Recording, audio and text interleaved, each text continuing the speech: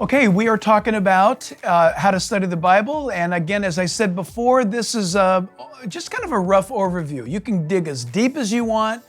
You can go as light as you want. This is regarding personal study. What's fun about this is that every Christian should have some form of a personal discipline to studying the Bible. Okay, and so now we pick it up with the where. As we march through these 8 things that we want to be applying to our personal study of the Bible, the question comes up, where is the author writing from? Where? You say, why is that important? For example, I'm going to pick on the book of Romans. Let's pick on Romans. So the book of Romans is written by Paul the Apostle. How do we know? Because he says, hi, this is Paul. I'm writing this to the Romans, to the saints that are at Rome, okay? So it doesn't take an Einstein to figure out that Paul is definitely not in Rome in writing this letter. Even though he has a huge passion to get to Rome, Paul longed to be in Rome. He loved Rome.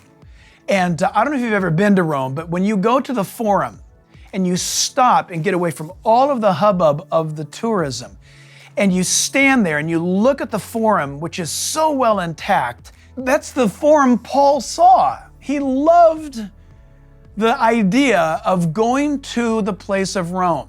So he had a passion to do that. We do believe that the church in Rome had been started and was going well when Paul writes the letter to the Romans. But the question is, from where did he write it?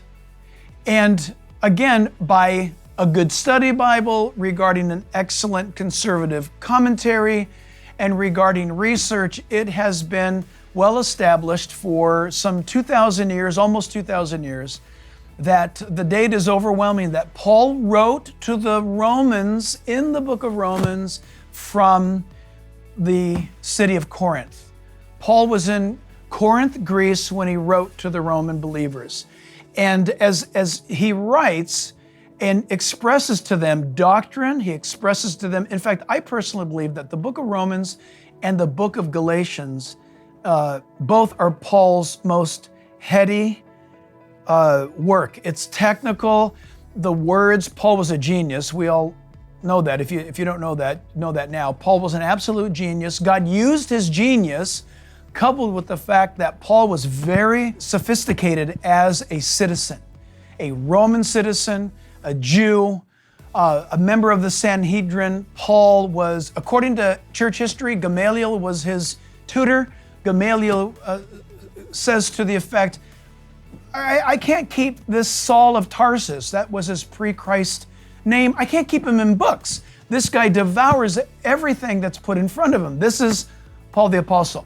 He's writing from Corinth and he's speaking to the Romans regarding deep things about Christian theology.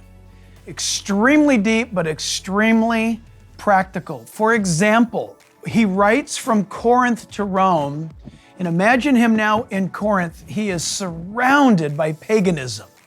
The paganism that is there in Corinth is grotesque, to say the least.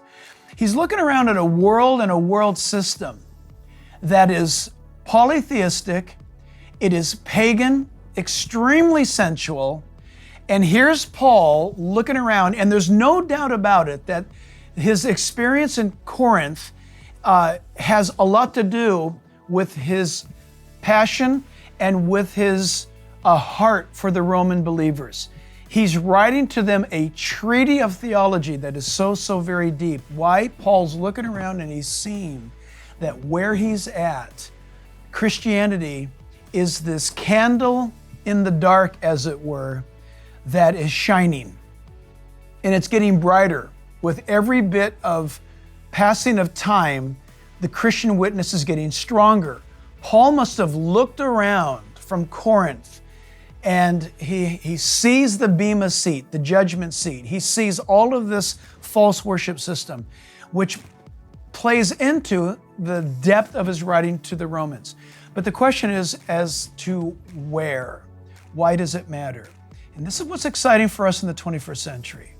I don't mean to offend anybody by saying this, But if somebody were to write to me about how to be a strong, faithful follower of Jesus Christ, because they are modeling that, they're not just teaching it and saying it, they're doing it.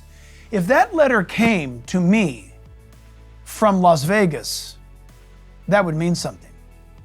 The location's very important.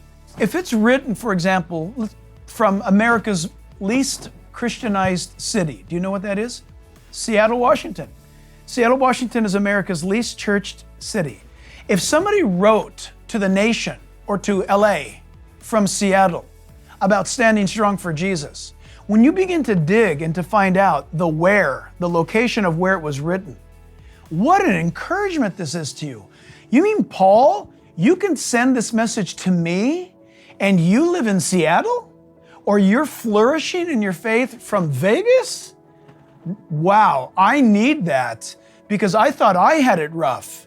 You see, the where is important. And there's many reasons why, but as you begin to dig into the Bible more and more, you're going to find out that the where question is something that you're going to want to know about. And what's fun too is that any good Bible map will show Paul's missionary journeys. By the way, let me put a plug in here for this particular group. I'm not connected to them at all, but I believe Rose Publishers or Rose Publication, Rose spelled like the flower, they have awesome Bible maps. They have awesome, very well done maps that you're going to want to look at. And I think you can see them online. But you're going to want to look at Paul's missionary journey, and you'll see that when he was in Corinth, he wrote to the believers in Rome. So the location has an effect regarding who he's writing to, because it comes to us, it went to them as an encouragement. Wow, this letter comes from our dear brother from that city. This is awesome. Christianity is strong, it's enduring, it doesn't break when it's dropped, it's not going to flop on you, it can weather the storm, it can weather the culture. So where it comes from and its authorship is very, very encouraging to us in our Bible study, and it ministers to us right where we're at.